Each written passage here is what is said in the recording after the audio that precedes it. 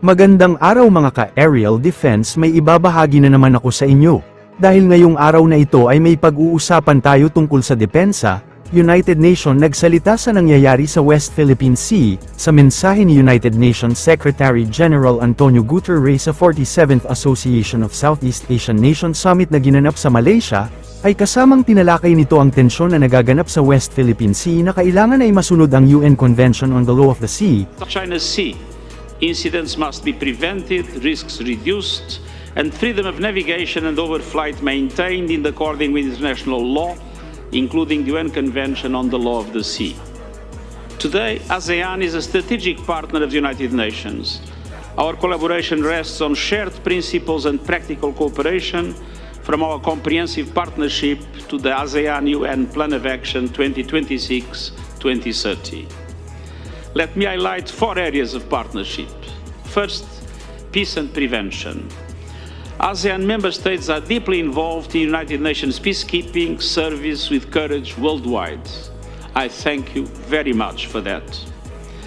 Excellencies, I applaud Malaysia's role in facilitating a ceasefire between Cambodia and Thailand, pointing the way to a peaceful settlement of the dispute. In South China Sea, incidents must be prevented, risks reduced, and freedom of navigation and overflight maintained in accordance with international law, including the UN Convention on the Law of the Sea. In Myanmar, peace remains elusive. Thousands are dead, millions displaced, humanitarian needs are soaring, and the Rohingya and other communities are trapped in cycles of persecution and flight. The humanitarian plan remains critically underfunded. We need urgent support. I strongly condemn the bloodshed and urge all parties to halt the fighting, protect civilians, allow unimpeded humanitarian access, and engage in an inclusive political process. The release of those arbitrarily detained, including democratically elected leaders, is essential, and under current circumstances, any elections risk further exclusion and instability. The UN remains committed to supporting ASEAN's implementation of the 5-point consensus and Security Council Resolution 2669. Excellencies, global peace needs an interlinked multipolar world where equilibrium and cooperation prevail and arbitrary unilateral decisions are condemned to fail. And I see ASEAN as a fundamental pillar of that necessary multipolarity. Muling tiniyak ni Pangulong Ferdinand Marcos Jr.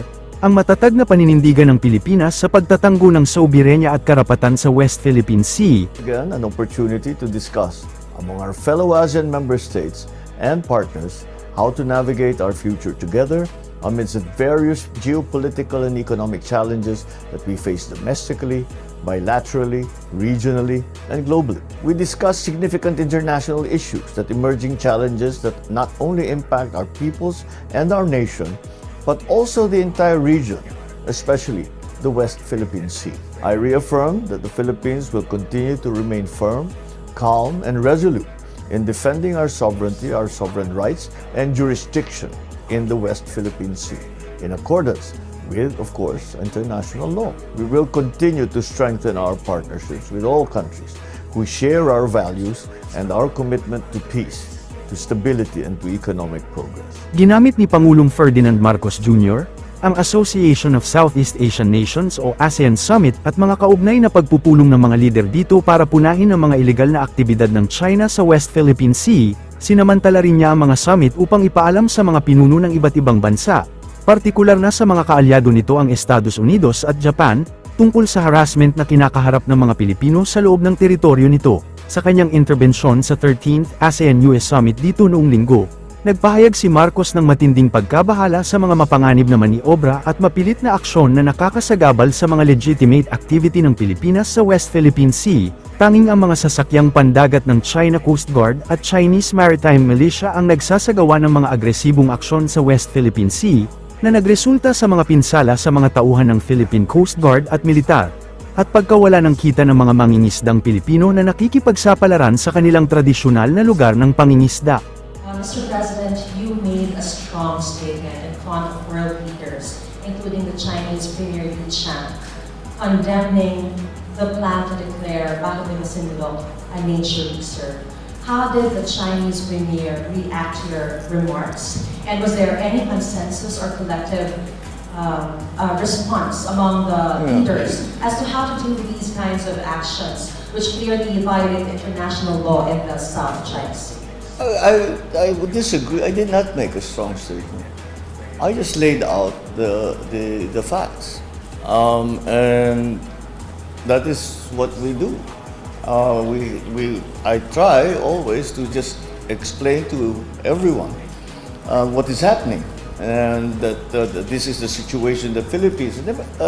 Never mind anyone else. This is the situation the Philippines finds itself in. Ito yung nangyayari sa amin. Kaya sana matulungan nyo kami. So, and what was well, the premier just during his time to speak, just said that this is as far as China is concerned, is within their local law and international law. Of course, we dispute that, but that's essentially how that diplomatic process works. And also, I would like to, or we would like to get your reaction, Mr. President, with regards to what the Prime Minister Ibrahim made, the statement that he made in the East Asia Summit, when he said that as with all other issues, including the South China Sea issue, they should be resolved within the ASEAN and with its ASEAN partners in the region, warning that outside interference could just make things more tense. How does the Philippines view this call, and how does the ASEAN collectively interpret it? Is this seen as a failed attempt to exclude other key players like US or its allies with regards to these kinds of regional discussions? I fully agree with Prime Minister Anwar. The lead agency should be ASEAN. Now, of course, it is a bilateral issue between the Philippines and the People's Republic, but still, that does not preclude the involvement of ASEAN. And considering that ASEAN has as its members many countries that are involved in trade with China, that are politically aligned even with China, so that makes it a stronger base, because you're not just depending on a single ideology or argument or principle. And we can hear from all the other countries, and that makes it different. That makes it stronger, and that makes it more likely for us to be able to find a way forward. So that we can hopefully resolve the issues, but failing that, at least finding a way to manage the tensions that we see rise and fall with just some level of modus vivendi for all involved, and that is why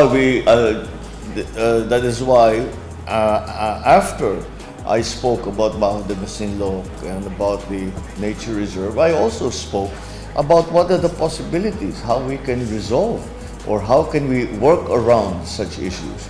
And I continue to find ways to redefine our relationship with China. And I really believe that the way forward is to change, because when you talk about China and the Philippines, all you talk about are the territorial disputes. Well, anybody, I'm not saying the media, everybody that think in the territorial disputes. And I think, there's a huge possibility for trade, for exchanges, for all kinds of discussions and engagements between China and I that do not include these territorial disputes. So I would very much like to say, all right, we disagree, we agree to disagree. Now let's do other things. And that's what I will try to achieve in the year of our chairship here in ASEAN. Para sa mas madaming update tungkol sa ating depensa, paki-follow at like muna ng aming page na nasa description na ang link. Huwag mo na rin kalimutan mag-like, share and subscribe. Pindutin mo na rin ang bell para updated kayo sa aking mga bagong video. Maraming salamat po.